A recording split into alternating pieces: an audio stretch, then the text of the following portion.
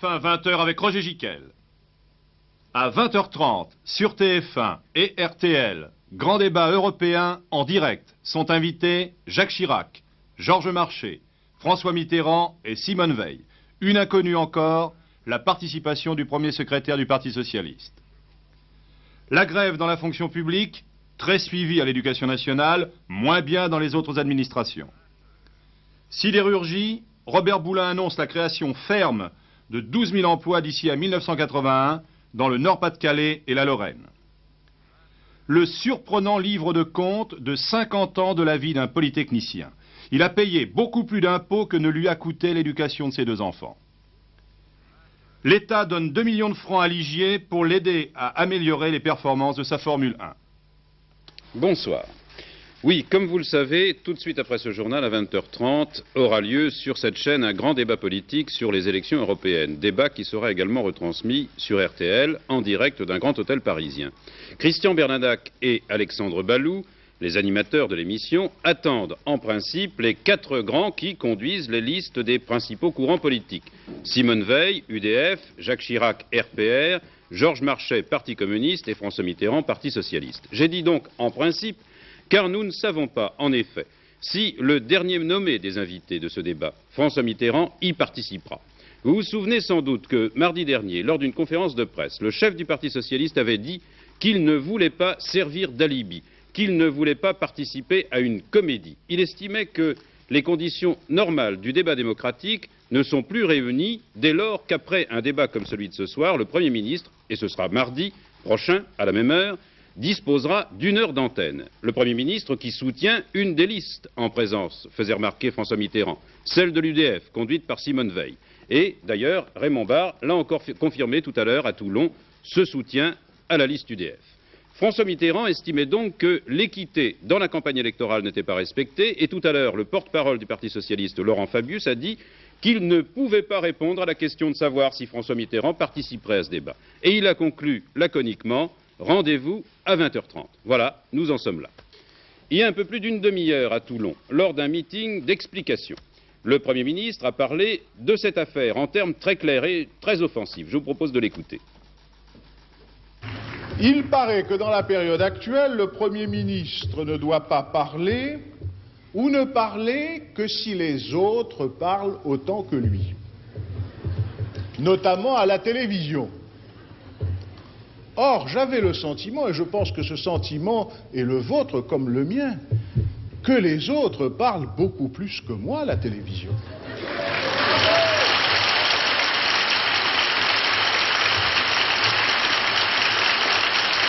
Et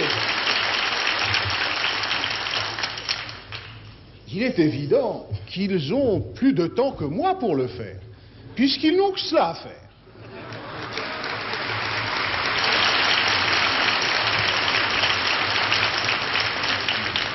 Et j'ajoute, comme je le disais hier à l'Assemblée nationale, que je ne suis pas du tout opposé à ce qu'ils parlent souvent et beaucoup. Car toutes les fois que cela se produit, nous en retirons des résultats excellents. Par conséquent, je leur dis, allez-y tant que vous voudrez, et remettons-nous-en au jugement des Français.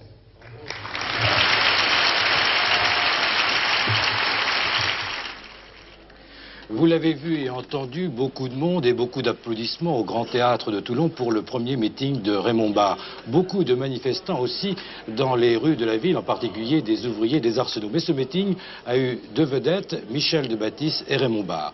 Michel Debatisse, l'ancien patron des agriculteurs, a fait en effet des débuts très remarqués sur les tréteaux politiques.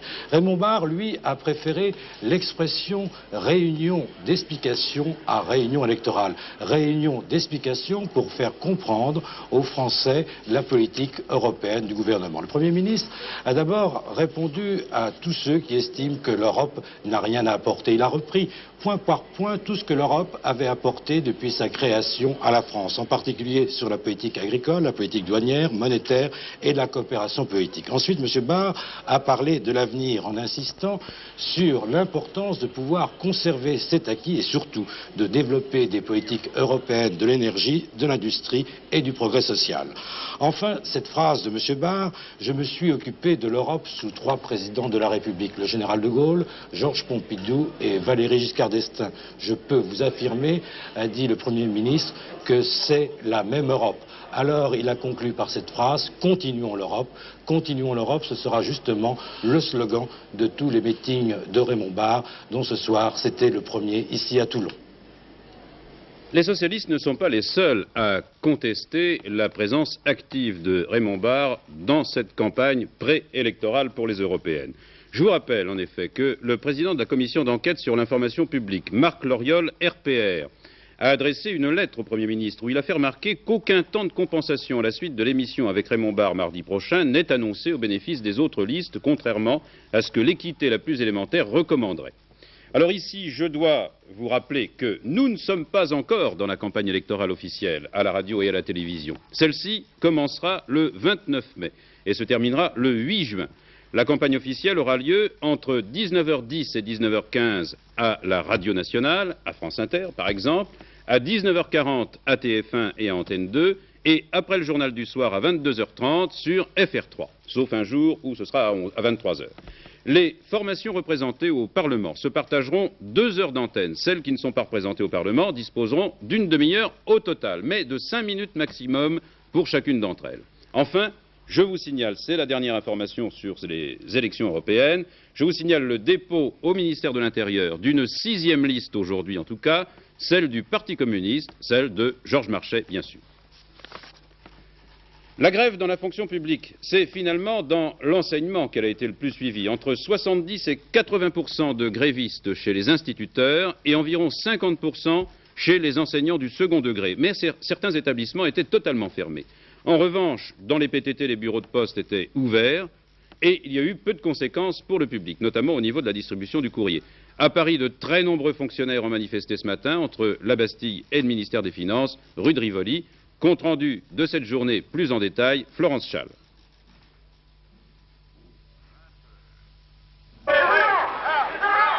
À la veille des négociations salariales avec le gouvernement, la CGT, la CFDT et la FEN ont aujourd'hui appelé les fonctionnaires à faire grève. Des manifestations ont eu lieu en province. À Paris, des sidérurgistes se sont joints à la dizaine de milliers de manifestants qui ont défilé ce matin de la Bastille au Palais Royal. Le nombre des grévistes variait énormément selon les administrations. D'après le secrétariat d'État à la fonction publique, la participation moyenne était de 20%. La grève a par contre été très suivie dans l'éducation nationale, à 70% dans le primaire et à 50% dans le secondaire. De nombreux établissements scolaires ont été fermés. Nos revendications sont claires. Nous voulons le maintien du pouvoir d'achat réel pour tous, une progression du pouvoir d'achat avec priorité pour les plus basses rémunérations et un certain nombre de mesures catégorielles qui sont en suspens depuis longtemps. La Fédération de l'éducation nationale ne change pas de stratégie. Nous allons aller demain, à l'invitation du ministre de la fonction publique, dans ces négociations que nous voulons mener à leur terme. Nous jugerons au contenu des résultats, mais pour notre part, nous ferons tout pour rechercher un compromis acceptable. Les fonctionnaires ont eu le maintien du pouvoir d'achat, une progression pour les petites catégories. Le supplément familial a été amélioré, l'indemnité de résidence pour les retraités a été améliorée, et tous les syndicats se sont félicités de l'accord salarial 78. Pour le 79, exactement, je voudrais aboutir à un accord salarial du même type. Alors je dis que cette grève était parfaitement inutile. Et la preuve a été faite. Elle était sans objet puisqu'elle n'a pas été suivie. Vous imaginez bien que s'il y avait un objet quelconque, il y aurait une mobilisation, et je rends précisément hommage à la grande masse des fonctionnaires qui, avec beaucoup de le sens des responsabilités qui est le sien, n'a pas fait de la grève. La sidérurgie et ses toujours graves problèmes sociaux. Aujourd'hui, c'était l'ultime rencontre entre le ministre du Travail et les fédérations syndicales. Robert Boulin a annoncé que 12 000 emplois allaient être effectivement créés en Lorraine et dans le Nord d'ici à 1981 et que le patronat et les syndicats allaient maintenant négocier une convention pour appliquer les garanties sociales accompagnant les 20 050 suppressions d'emplois qui sont prévues. Il a précisé que la négociation industrielle, qui a déjà duré 90 heures au total, allait se poursuivre sur certains points très précis. Après plus de 3 mois de discussion, on y voit donc aujourd'hui plus clair dans les solutions qui vont être apportées aux suppressions d'emplois. Et là, faisons le point avec François Gault. 20 050 suppressions d'emplois au départ, alors qu'en sera-t-il à l'arrivée? Eh bien aujourd'hui on sait. 12 000 vont être compensés par des départs volontaires, avec prime de 50 000 francs, par des pré-retraites et par des mutations professionnelles. 12 000. Restent alors 8 000 sidérurgistes. Pour eux, et le ministre du Travail l'a annoncé aujourd'hui au syndicat, la création de nouveaux emplois est désormais acquise.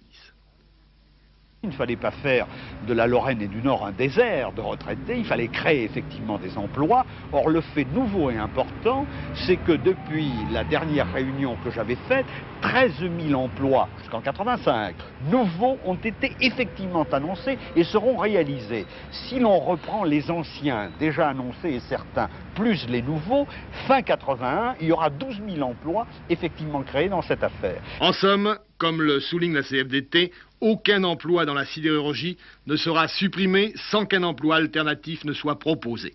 Coût de la future convention sociale de la sidérurgie, 7 milliards de francs sur 10 ans. Chez nos grands-parents, il était assez fréquent que l'on tienne les comptes de la maison au jour le jour. Cette habitude s'est un peu perdue aujourd'hui. C'est pourquoi vous allez sans doute trouver extraordinaire ce que je vais vous dire. Un polytechnicien qui désire conserver l'anonymat, qui est âgé de 86 ans, n'a jamais cessé, et depuis 50 ans, de noter minutieusement dans des carnets comme celui-ci toutes les dépenses du ménage où il y avait 2 enfants. Sur tous ses agendas depuis 50 ans, il a donc noté tous les prix de la boîte d'allumettes. Et je vois que le 17 mai 1938, elle valait, la boîte d'allumettes, 1,50 franc. Au coiffeur, qui ce jour-là valait 12 francs. Sans oublier le muguet du 1er mai, les contraventions, les étrennes pour les concierges. Cela paraît très tatillon, mais finalement, c'est une fantastique mine de renseignements aujourd'hui sur la vie d'un homme à travers sa comptabilité. Et ça fait l'objet, en tout cas, d'une étude dans l'hebdomadaire Le Nouvel Économiste, qui paraît aujourd'hui. Daniel Duigout.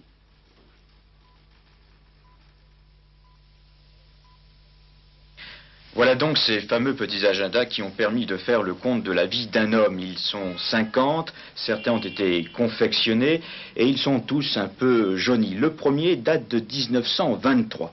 On y trouve le prix d'un paquet de cigarettes, 2,25 francs, d'un croissant, 28 centimes, et également le prix d'une consultation chez un médecin, 40 francs 75. Claude Villeneuve, combien de temps pour dépouiller tous ces petits carnets ? Alors il nous a fallu plus de 3 mois et c'était une opération très compliquée parce qu'il fallait additionner, c'était écrit très petit et nous avons fait appel à un statisticien de l'INSEE qui a, avec un petit ordinateur, a additionné et reconverti en francs constants. Qu'avez-vous découvert ?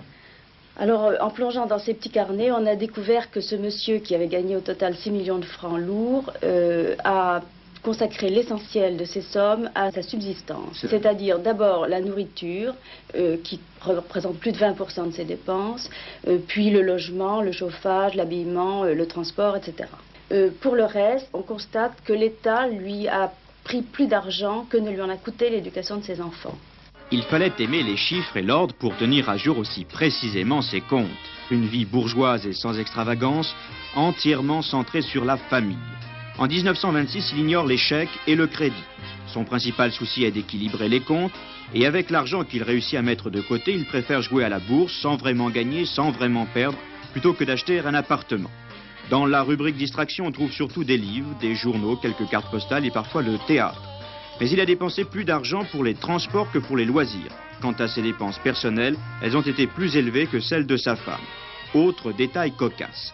La famille donnait à la quête à l'église entre 25 centimes et 1 franc par personne et par messe et 10 centimes dans le tronc des pauvres. Mais ces agendas permettent aussi de faire la radiographie des prix sur un demi-siècle. Premièrement, dans les services, les prix ont le plus augmenté. Ainsi, les tarifs chez le coiffeur ont grimpé au même rythme que les salaires. Et dans le cinéma, les places ont triplé en 50 ans.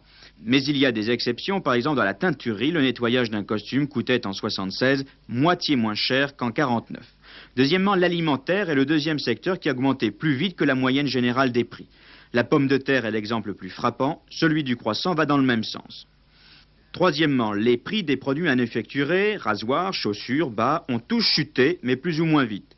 L'exemple le plus spectaculaire est l'essence. Son prix en 1976 était encore nettement en dessous du niveau des années 50-60, si on le compare bien sûr à l'évolution du coût de la vie.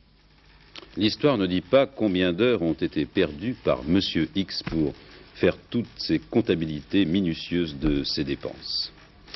Guy Ligier, dont les voitures de Formule 1 ont réellement percé cette année, après des années d'efforts d'ailleurs, des années d'efforts qui n'ont pas souvent été reconnus.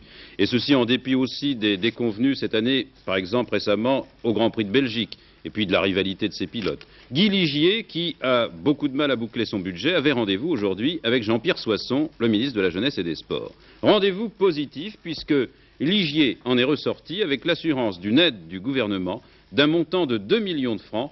Et plus important peut-être encore, le secrétariat à la recherche mettra à la disposition de Ligier un certain nombre de moyens techniques très coûteux mais très nécessaires, si on voit les choses, en tout cas sous l'angle du développement technologique à partir de la Formule 1 et des éventuelles retombées de cette recherche, notamment sur l'aérodynamique. Il y a une évidence dans le domaine de la compétition automobile en tout cas, c'est que la réussite est liée aux moyens financiers. Bernard Giraud.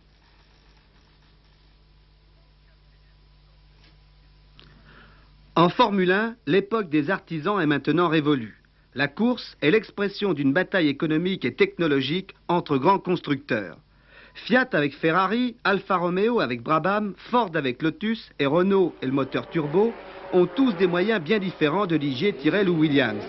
On parle de plus de 5 milliards de centimes pour le budget de Ferrari qui emploie en permanence 150 personnes. Ferrari, c'est aussi actuellement le plus redoutable adversaire des deux Ligier.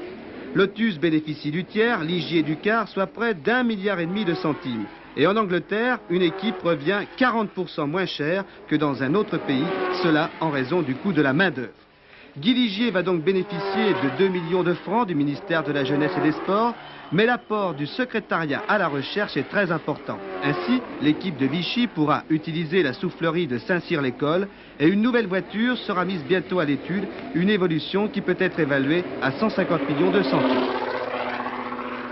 À partir du moment où nous nous sommes mis à gagner, les Français, c'est sûr, n'acceptent pas presque plus que l'on perde. Donc il faut essayer de gagner le maximum de grands prix. Mais ça, il y aura un petit décalage, il faut le savoir, parce que nous allons maintenant, comme M. le ministre vient de vous le dire, déclencher les recherches à fond.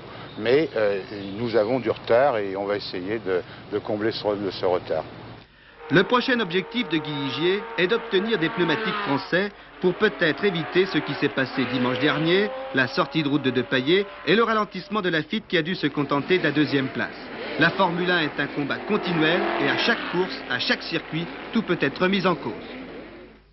Et les pneus dont il est question, c'est les Michelin, pourquoi le cacher? Et puis j'ai reçu tout à l'heure un appel téléphonique du président de la Fédération nationale des syndicats d'agents généraux d'assurance. Cela représente 25 000 agents. Leur président, Bernard Winstock, a décidé de créer un comité de soutien à Ligier, ce n'est pas du tout électoral, avec des antennes locales partout en France qui soutiendront donc l'action de ce vaillant constructeur de Formule 1. Le président de la République est arrivé ce soir à Kigali, capitale du Rwanda, ancienne colonie belge, en Afrique centrale. Ce nouveau voyage en Afrique, qui va durer près d'une semaine, se déroulera en 3 parties, pour ce qui est du programme officiel en tout cas. D'abord, il y aura la visite consacrée uniquement à l'État du Rwanda, qui se prolongera par un week-end de détente, vraisemblablement consacré à la chasse. Ensuite, toujours au même endroit, les 21 et 22 mai, ce sera le 6e sommet franco-africain, sommet qui se tient une fois par an avec les États africains francophones. Et enfin, sur le chemin du retour, une étape à Khartoum, au Soudan, chez le président Niméri. Là, M. Giscard d'Estaing relancera son idée de trialogue, ou dialogue à 3, si vous voulez, entre Européens, Africains et Arabes, pour une approche d'ensemble politique, économique et humanitaire des problèmes que rencontrent l'ensemble des pays de ces 3 groupes. Les autres thèmes abordés pendant ce voyage seront bien sûr ceux du développement de l'Afrique et de la coopération française, et puis les problèmes de sécurité en Afrique où le rôle de la France fait parfois l'objet de controverses. Nous aurons l'occasion d'y revenir, mais d'abord la visite officielle au Rwanda avec Régis Faucon. Le gros problème de cette ancienne colonie belge, c'est sa position enclavée, dépendant étroitement de ses voisins, notamment pour ses approvisionnements. Il est capital pour ce pays, qui compte parmi les plus pauvres du monde, de trouver des aides extérieures. La France est son deuxième partenaire, derrière l'ancienne puissance colonisatrice, la Belgique.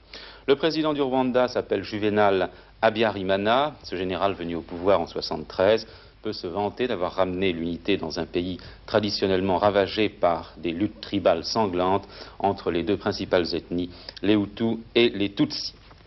Deuxième volet, le sommet franco-africain. Une vingtaine d'invités vont rejoindre au Rwanda même Valéry Giscard d'Estaing pour un tour d'horizon de 48 heures.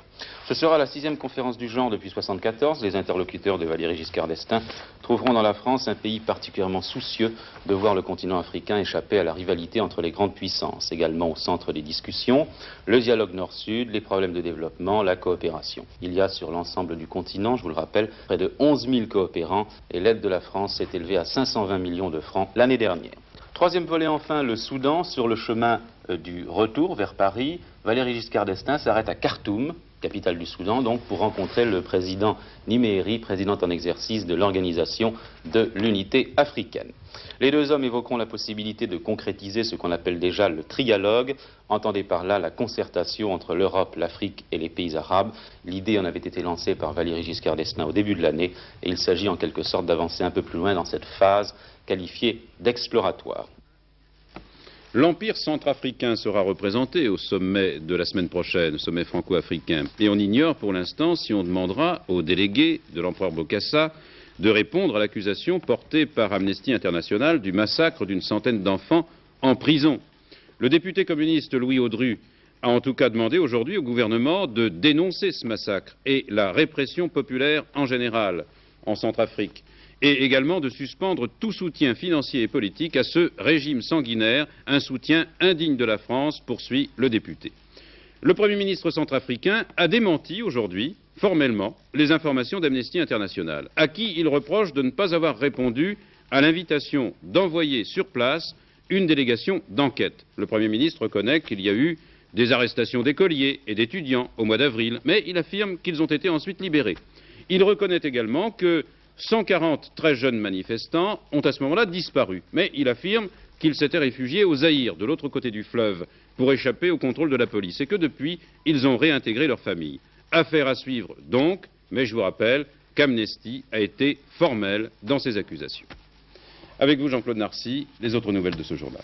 Des perturbations à craindre demain à la SNCF sur les lignes de banlieue parisienne et même à partir de ce soir 20h en raison d'une grève du personnel d'accompagnement et des contrôleurs. En revanche, eh bien, il ne devrait pas y avoir de répercussions sur le trafic grande ligne. À Bruxelles, où les ministres européens de l'énergie sont réunis, M. André Giraud a proposé à nos partenaires de fixer un prix plafond du pétrole sur le marché libre de Rotterdam, qui, je vous le rappelle, traite environ 10% de la consommation européenne. Les prix à Rotterdam atteignent 25 à 30 $ le baril, alors que le prix officiel est de 14 à 15 $. La Libye et Abu Dhabi viennent à leur tour de relever les prix de leur pétrole et leurs augmentations sont supérieures à celles annoncées récemment par la plupart des autres producteurs. Et puis, Roger Gicquel, vous avez parlé hier soir des restrictions sur l'essence en Irlande. Eh bien, l'Office national irlandais précise aujourd'hui qu'à chaque arrêt à une pompe à essence en Irlande, eh bien, on peut obtenir 20 litres pour les grosses voitures et puis 16 litres pour les plus petites. Enfin, la vitesse sur les routes est limitée à 88 km/h. Oui, les jours précédents, ça n'était que 7 litres. Alors depuis, on a aménagé la situation. Voilà, ça a changé un peu. Alors, nouveau record de l'or également, qui a atteint 257,85 $ l'once à Londres. Et puis à Zurich, le plus important marché européen, le métal jaune a atteint 257,625 $ l'once. Nouvelle violence au Salvador, où les sympathisants du groupe révolutionnaire qui retiennent 14 otages aux ambassades françaises et vénézuéliennes barrent les routes et occupent de nouvelles églises. Les révolutionnaires augmentent du moins la pression sur les autorités afin d'obtenir la libération de leurs dirigeants. Le maréchal Tito est en visite à Moscou pour une semaine. Cette visite est qualifiée de visite d'amitié. Elle sera suivie d'un court séjour de repos d'une semaine. Un premier entretien à Tito-Brejnev s'est déroulé ce matin et a porté sur la détente, sur la coopération soviéto-yougoslave. Les deux hommes d'État sont parvenus à la conclusion que les rapports entre leurs pays sont positifs, en dépit de divergences sur certains problèmes, comme l'indépendance à laquelle tient tant la Yougoslavie, et à son opposition à toute intervention militaire entre pays socialistes. Les deux hommes se retrouveront demain matin. L'avion militaire belge qui s'est écrasé aux environs de midi dans la région de Liège était un Mirage de la base militaire de Brustem, près de Saint-Tron. Il a explosé en vol, les 2 hommes qui formaient l'équipage ont pu sauter en parachute, mais l'appareil en flammes s'est écrasé sur une maison isolée dont l'unique habitant a été tué. 650 morts, c'est le bilan provisoire du cyclone qui a ravagé le 12 mai dernier les régions du sud de l'Inde. Ce bilan n'est malheureusement que partiel. Les dégâts sont considérables, on avance le chiffre de 590 millions de dollars. Les maisons sont détruites, les cultures anéanties et les paysans ont perdu leur bétail. Enfin, pour gagner le tiercé, il fallait jouer le 14, le 2 et le 3. Il rapporte dans l'ordre pour 5 francs 693 francs 50 et dans un ordre différent, toujours pour 5 francs bien sûr, 129 francs 50. Alors si je déchiffre la météo, le bulletin météorologique, j'aperçois tout de même une amélioration pour demain. Le temps restera, c'est vrai, très nuageux sur la moitié sud-est avec des pluies ou des averses parfois orageuses. Sur la moitié nord-ouest, le temps sera plutôt variable. Les éclaircies alterneront, bien sûr, avec les averses. Les vents seront quelquefois assez forts et les températures minimales baisseront sur la moitié nord-ouest. Les températures maximales seront sans grand changement, sauf dans l'extrême est et près de la Méditerranée, où elles seront en baisse. Mais ça ne sera pas plus mal, je crois. Voilà, bonne soirée à tous au nom de toute l'équipe de TF1 Actualité. Dernier journal en fin de programme avec Alain Rodier vers 23h35 et bientôt le débat sur TF1.